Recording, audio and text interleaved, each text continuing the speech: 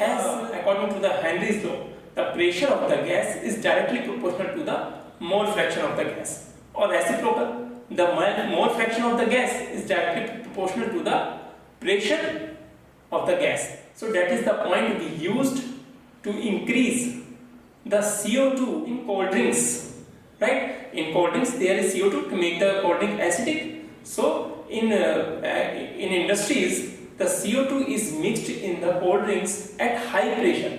Because of that, more CO2 can be dissolved in the cold drinks.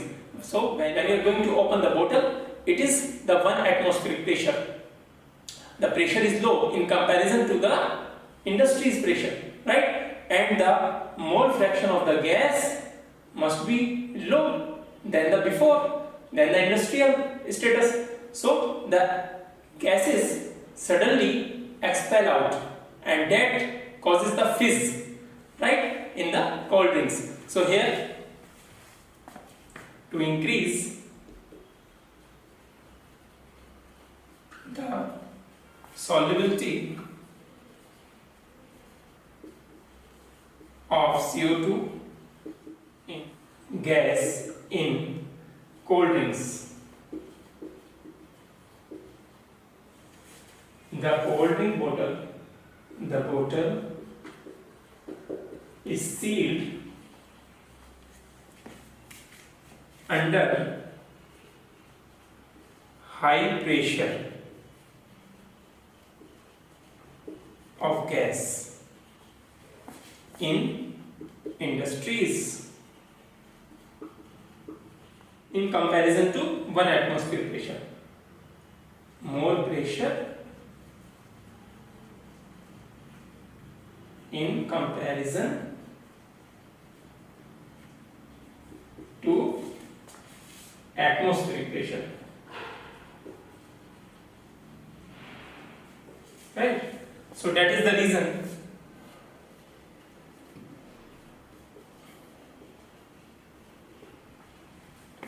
when you opened the cold drink bottle,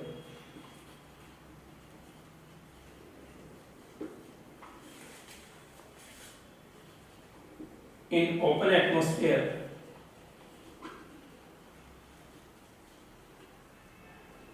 that is 1 atm pressure,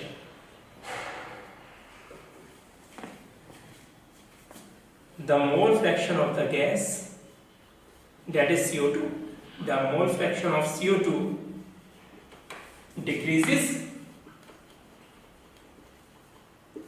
and CO2 fizz out from the cold drink.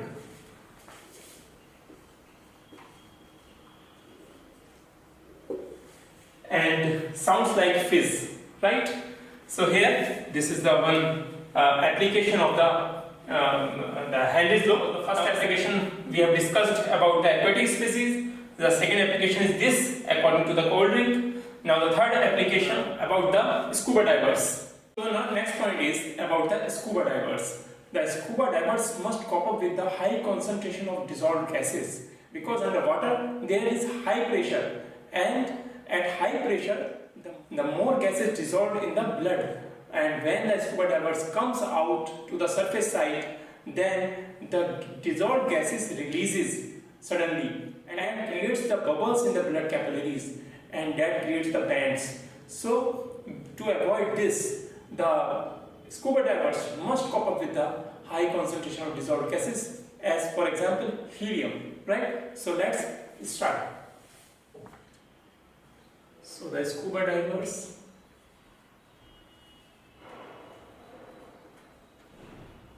must cope up with dissolved gases, because underwater there is high pressure,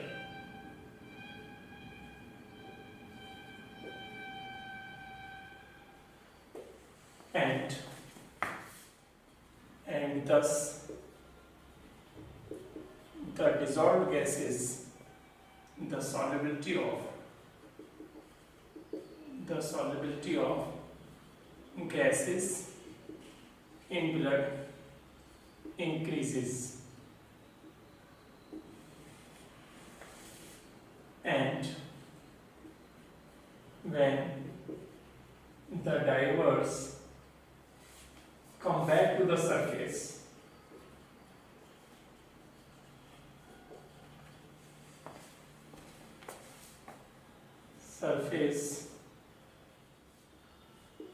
the pressure decreases,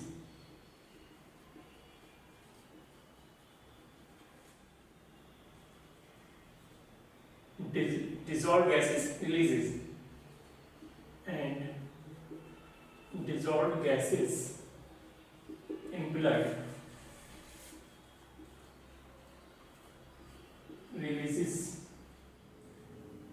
It leads to the formation of bubbles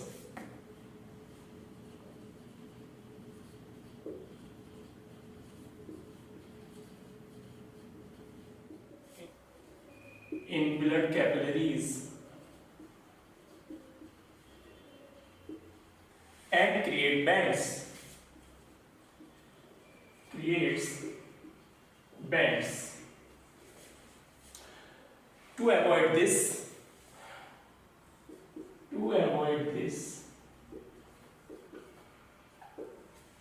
scuba divers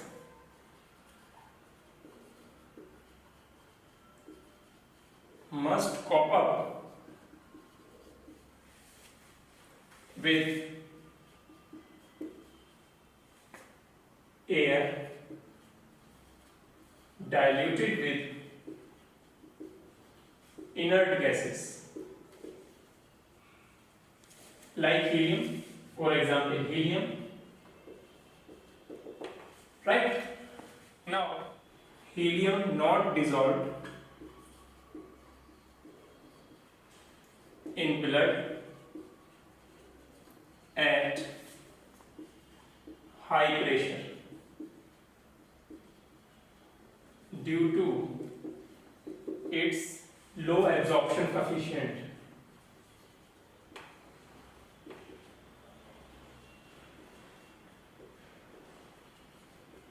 Right? So that's why the scuba divers must cope up with the dissolved gases with helium. Right? Now next is the scuba divers follows which mixture mostly, right? And which is useful. The scuba divers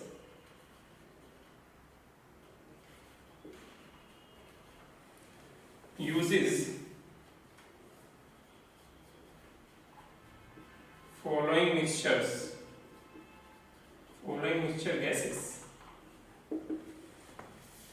That is 98% helium plus 2% oxygen, or 117% helium plus 5.61% nitrogen plus 32.2% oxygen.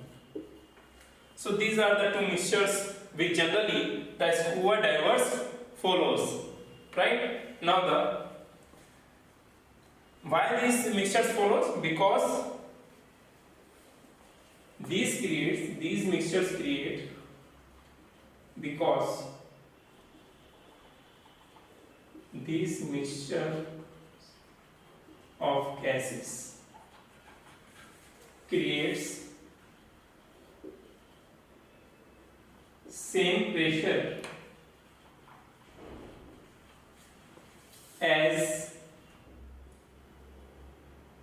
used in normal breathing. Right? So this is the reason why these mixtures used. Now the next point is related to the altitude. At altitude the pressure becomes low and the oxygen mixing to the blood becomes low. So now at altitude, what happens?